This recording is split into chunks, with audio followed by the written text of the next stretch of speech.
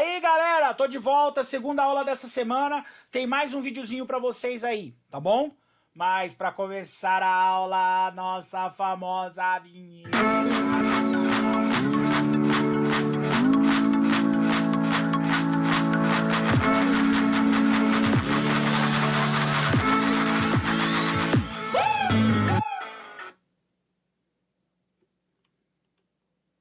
Então, agora a gente vai falar um pouquinho sobre território, representação e análise. O que é isso que o livro vai fazer agora? Ele vai falar de espaços maiores que estão dentro de espaços menores. Tá? A gente precisa entender algumas coisas. Por exemplo, tá? Eu gosto sempre de fazer um desenho que agora não dá pra gente fazer. A casa, sua casa, quando você vai escrever seu endereço, você não começa lá? Rua Avenida Raimundo Pereira de Magalhães, número 12011, Bloco B, apartamento 85, Jardim Marilu. O jardim, ele é maior que a rua. Bairro, Parada de Taipas, é maior que o jardim. Cidade, São Paulo, a cidade é maior que o bairro. Estado, São Paulo, o estado é maior que a cidade. País, Brasil. Continente, América. Pode até colocar subcontinente, América do Sul. Continente, América. Planeta, Terra. Então, a gente tem os espaços maiores e os espaços menores. Tudo bem? Cada vez que eu vejo um espaço maior, tá? Cada vez que eu tenho um espaço maior, dentro dele tem outros espaços menores. É isso que o texto vai falar. Então, olha lá o que ele está marcando aí. Grifem aí, ó, 348.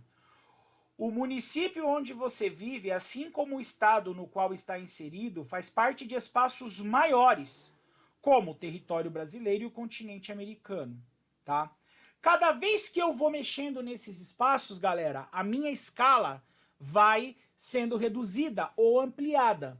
Então, escala. A escala informa a proporção e a representação que está reduzida em relação à realidade. Ela estabelece uma relação de proporcionalidade entre a área representada e a área correspondente à sua realidade.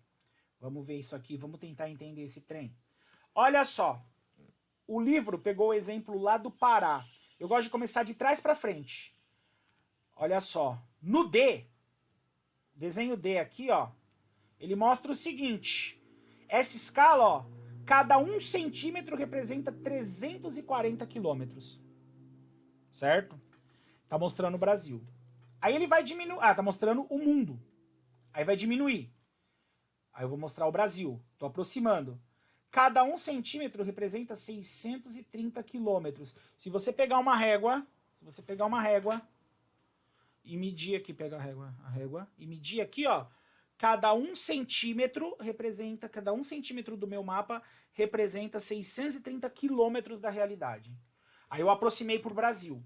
Aí ele aproxima, esse aqui é o C, ele aproxima pro B, o estado do Pará. Olha lá, tá o estado aqui. E aí ele aproxima pro A, a cidade de Belém. Então o meu mapa, ó, ou eu posso afastando, ou eu posso ir aproximando, tá? E aí olha o que o texto vai falar. Quanto maior a área representada, maior a representação necessária. Desse modo, cada segmento da escala deverá representar uma área maior. A escala utilizada no mapa do município de Belém é 1 por 40 quilômetros quadrado, 1 por 40 quilômetros para cada centímetro. Então lá em Belém, cada 1 centímetro da minha régua representa 40 quilômetros, certo? Agora, quando eu pego o mapa do Brasil, cada 1 centímetro representa 630 quilômetros. Percebe? Que a coisa vai ampliando. Então ele está mostrando aqui essa parte aqui importante pra gente, tá? Outra coisa importante que a gente precisa ver aqui é a ocupação do território brasileiro, tá? Como que o território brasileiro foi ocupado ao longo desses anos? Então é assim, ó. No início, no século XVI, quando os portugueses chegaram aqui, eles não encontraram muita coisa importante, não encontraram ouro, não encontraram diamante, não encontraram nada. Os índios brasileiros, eles eram um pouco mais ultrapassados que em outras regiões da América. Então, os portugueses abandonaram o Brasil, deixaram aqui um tempo, nem vieram aqui. Ficaram 30 anos sem vir no Brasil. Só que um belo dia eles falaram, pô, aquele monte de terra lá, vamos plantar alguma coisa. Vamos plantar cana-de-açúcar, vamos levar gado lá para produzir carne, vamos fazer o negócio render dinheiro. E aí os portugueses começam a ocupar o território brasileiro, tá? Então o livro, ele vai mostrar para vocês aí na página 349, 350, vai mostrar como que esse território foi ocupado, certo? Então a gente vai ver aqui essas ocupações, beleza? Bom, século XVI, olha como era o território brasileiro, a ocupação do território brasileiro no século XVI, lá pelo ano de 1500, quando os portugueses chegaram aqui, ó. Ó, só tinha gente aqui, ó. Essa parte amarela, galera, significa que não tinha ninguém no território brasileiro, tá? Então, olha só, durante o século XVI, a ocupação portuguesa se deu na faixa litorânea brasileira, principalmente nos estados da região Nordeste. E eles faziam o quê? Exploravam o pau-brasil, a implantação de engenhos e a produção do açúcar, tá? A princípio era isso. Eles usavam o território brasileiro para isso. Eu vou até diminuir a tela para vocês conseguirem enxergar. Depois, tá? No século XVII, já por volta de 1600, o Brasil já começou a ter coisas diferentes. Os portugueses começaram a entrar pelo território.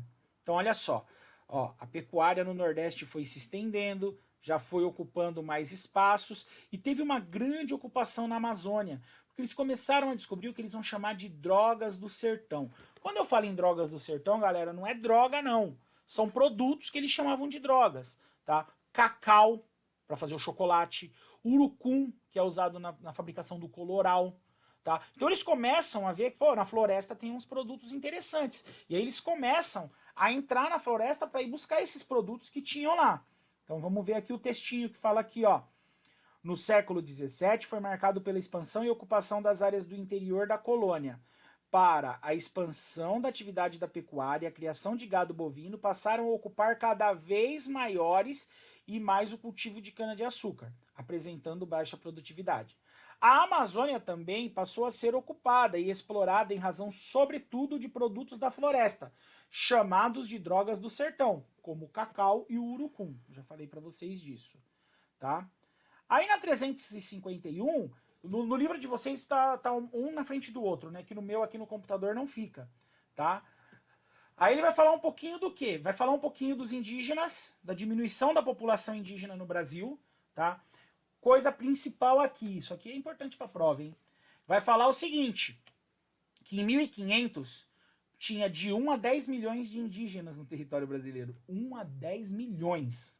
1 milhão de pessoas já é muita gente, tá? E cerca de 1 milhão, não, e cerca de 1000 povos, tá? Com línguas, crenças e hábitos diferentes aí, né? Faziam o povo indígena. Só que aí esses indígenas, muitos vieram para cidades, morar nos centros urbanos, abandonaram a vida indígena, e muitos foram mortos pelos portugueses. Na verdade, a maioria foram mortos pelos portugueses, perseguidos, caçados, tá? Então, em 2010, olha qual é a estimativa. A estimativa é que a população indígena era de 818 mil habitantes.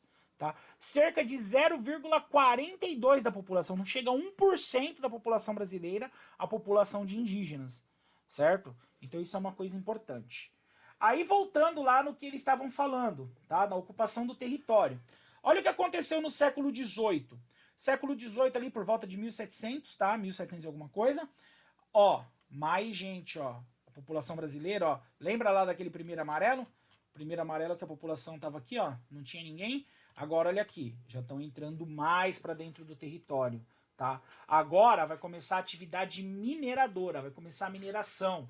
Ali no centro, Minas Gerais, aqui indo mais para o centro, Minas Gerais, já indo mais para os estados de Goiás, Mato Grosso do Sul. Então já começa a entrar, tá? Lá para dentro, certo?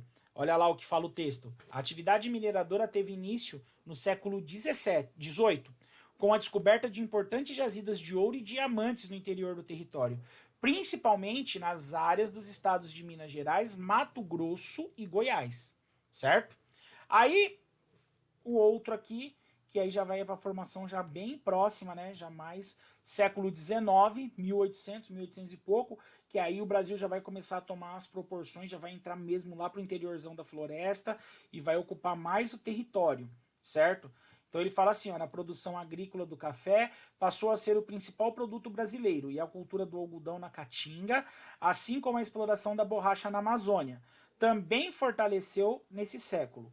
Houve o fortalecimento da integração entre várias partes do território. Aí o território já começou a ficar mais integrado, mais gente entrando para dentro do território, mais gente ocupando.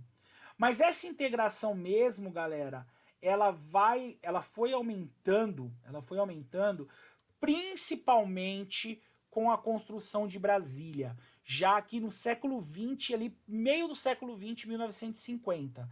Aí o território brasileiro expandiu mesmo, que as pessoas começaram a entrar mais. Por quê? Porque eles ficavam sempre no litoral. Quando o presidente da época, Juscelino Kubitschek, falou: vou construir uma cidade lá no meio do país, ele teve que levar estradas, teve que levar linhas de energia, teve que levar estrutura para toda aquela região, água, luz, tá? Precisou criar uma estrutura. E aí o Brasil teve que ir entrando, as pessoas foram entrando mais ainda. Então olha lá o que o texto vai falar para nós.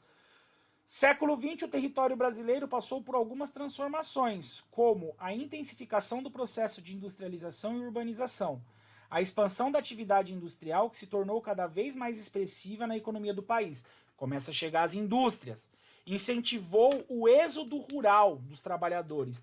Como as indústrias começam a chegar, gente, o povo começa a deixar o campo e ir morar na cidade, tá? E ir morar na cidade, em busca de empregos e melhores condições de vida. Então, essa também foi uma grande transformação do século XX. A década de 1950 foi marcada pela construção de Brasília, que promoveu a integração entre os estados da região brasileira, sobretudo com a região centro-oeste, que passou a localizar a capital federal. Então, aí olha o que aconteceu com o território brasileiro no século XX. Já começou a ser mais ocupado, já começou a ter mais linhas de transporte, tá vendo aqui, ó, principais eixos de circulação. Então essas linhas aqui, ó, são os eixos de circulação. Então as pessoas conseguiram circular melhor aí pelo território, beleza? Aí ele vai falar o seguinte, o que aconteceu também nesse século XX? Primeiro, ampliação das rodovias. Proporcionou a integração entre várias partes do território brasileiro e passou a atender às necessidades das atividades industriais em expansão. Grifem aí. Quais foram as coisas que aconteceu então? Industrialização, ampliação das rodovias, próxima. Algumas áreas de ocupação e urbanização mais antigas no Nordeste foram dinamizadas e atualmente vêm apresentando transformações econômicas e sociais, criações de áreas industriais e urbanização. Então, rodovias, criação de área e urbanização, tá? Agropecuária, houve um aumento na produção em razão da ampliação de áreas produtivas e da modernização agrícola, ou seja, a introdução de máquinas no campo e desenvolvimento de monoculturas. Monoculturas, galera, é uma produção só, você produz um único produto, mono, tá? Mono é sempre quando é um. Olha lá, produção de algodão. O cara aqui só produz algodão, ele tem maquinário só para algodão, a terra é preparada só para plantar algodão, certo? Então essa foto aqui já houve uma grande modernização na agricultura brasileira. Chegada de maquinário forte, chegada de maquinário que modernizou essa produção de alimentos, tá bom?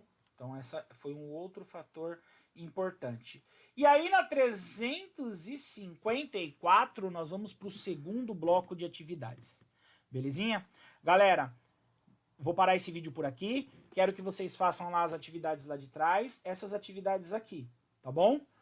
Pega o caderno. Por essa aula de hoje é só. Grande abraço para vocês aí. Até a próxima, tá bom?